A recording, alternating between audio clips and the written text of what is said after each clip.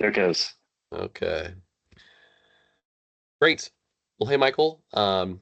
John Richard here, OSU class for our organizational behavior, interviewing Michael Forsyth. Michael, can you tell us a little bit about your current organization and brief little intro into your work trajectory and your career in general? Yeah, absolutely. Good to see you, John. So I am an account executive at an insurance brokerage, a global insurance brokerage. I've been doing this for about 13 years, 13 and a half years. And I work with companies to provide employee benefits to their employees. So my focus is on the healthcare, on life and disability, dental, vision, that sort of thing. Um, I work, I work with companies of all sizes, from 2 employees to 20,000 employees, to help them manage those group benefit plans. Um, and yeah, I've been doing it for about 13 years. Wow.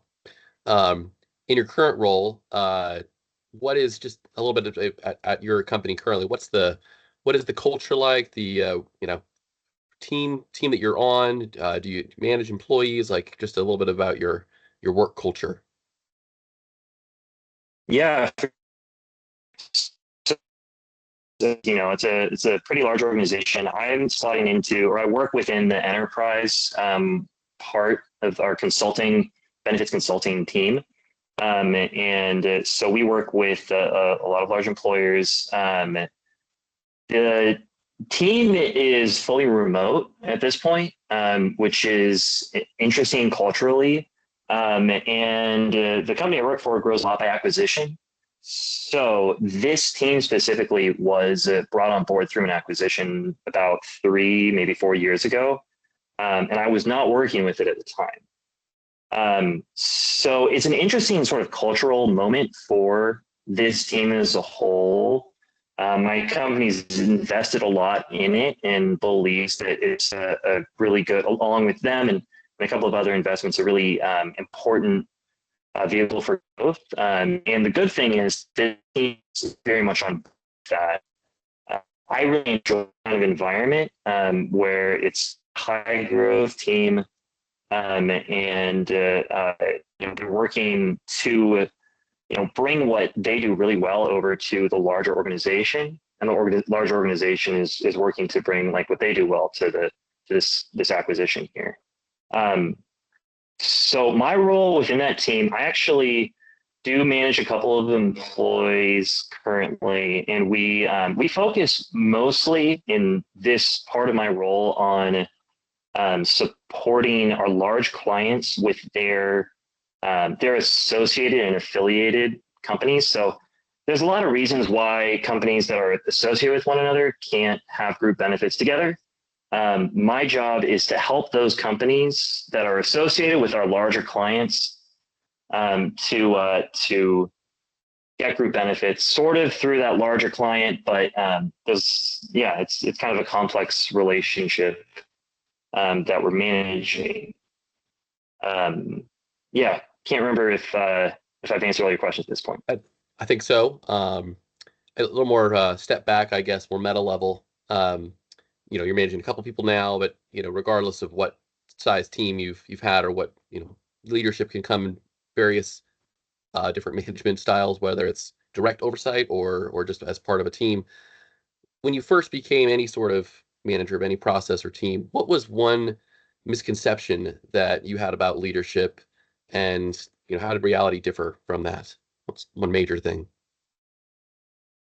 Yeah, that's a good question. So probably the biggest thing that I had to learn, I don't know if it was a misconception because I don't know if I conceived very much about it, but I learned that people don't work the same way I do, and like not everybody works the same way I do. Not everyone has the same approach to their work. Not everyone has the same value systems, like all of that sort of thing. And so learning how to operate with people who have different priorities and different different approaches to work, learning to help them sort of see the align to what what we're trying to do, and to focus on that to really succeed in what we're doing and to drive a team towards success. With those conflicting sometimes values or whatever, that was probably the biggest thing to work on. It's still something that I work on now, but I'm much more intentional about it than I used to be. As a primarily remote environment, like building a big part of that is building relationships with the people I'm working with, the people who I'm managing. So being intentional about that to build those relationships so that we establish that trust, and then help to align towards those goals is probably the biggest lesson that I've learned. Gotcha. I mean, definitely tough in like I said, a fully remote environment. Uh, I guess, to the extent that maybe the values misalignments or differences you're seeing are in work ethic or conscientiousness, let's say, how do you adapt how you're managing people? And that could be, your clients maybe as well as your team who are, maybe high performers versus struggling with things. How do you differ your management style? Yeah, for sure. I mean, so identifying when I've got a high performer, I like to reward them as much as possible. I want to make sure that they're acknowledged in front of other people. I build them up in front of my boss. I really want them to succeed, and I help them to get promoted off of my team, which really sucks, but it's good for them. Um, it's so awesome when that happens, though, when they like move on and do really great stuff.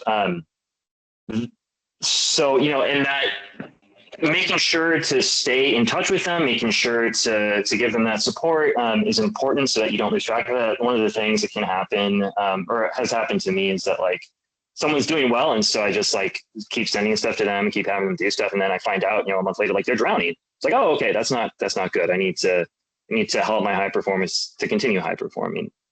When someone is a low performer, I think that you sort of peel back the layers of responsibility and sort of I don't know, like you gotta eventually you get to a point where you're on top of them like 24/7. You're like, show me how you do this. Like, we need to do this together. We need to work through it. And I don't like doing that, but sometimes that's what you need to do. And sometimes you can, by peeling back those layers of process or whatever, you're able to get down to that point of saying like, oh, this is why you're struggling, and now I can help you. And sometimes you realize like this person just isn't going to be a long-term fit. Right. Maybe switching gears a little bit again here.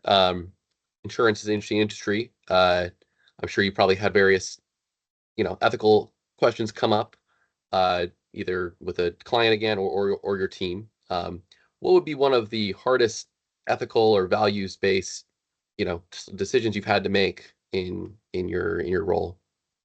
Yeah, for sure. I was part of my role at different times has been sales oriented, and so there's a lot of calling, a lot of trying to like drum up business, and I drummed up a good piece of business. It was a large client. It was going to be great revenue, and I realized that what they were doing was not entirely legal. In fact, it was almost entirely illegal. And so having to walk away from that, it would have been a great payday for me and my family, but having to walk away from it was what I had to do. Right. And that's not a great feeling. But walking away from things that's really the biggest ethical question is like, well, this person or this company is doing something that I don't agree with from an ethical standpoint. Like either like I can't work with them if that's the case. And so I've had to do that on a couple of occasions. Most of the time, not confronting people who are trying to do things that are illegal. That actually makes it pretty easy to not do business with them. Right. But when you don't agree with something on a personal ethical level, that makes it a little bit more difficult. But I've been blessed with the management that I've had, where they've been extremely supportive whenever anything like that comes up. I've never had an issue. Awesome. Yeah, I mean, those are always tough calls, especially when your money is on the line on the other side. That's never a fun decision, but that is the ethical one. One last thing, just and again, personnel related, but it could be more self-introspective. When you're hiring or when you're looking at yourself or just people in general, what are the top, like most unchanging attribute that you really would look for to say this person's gonna succeed and do well?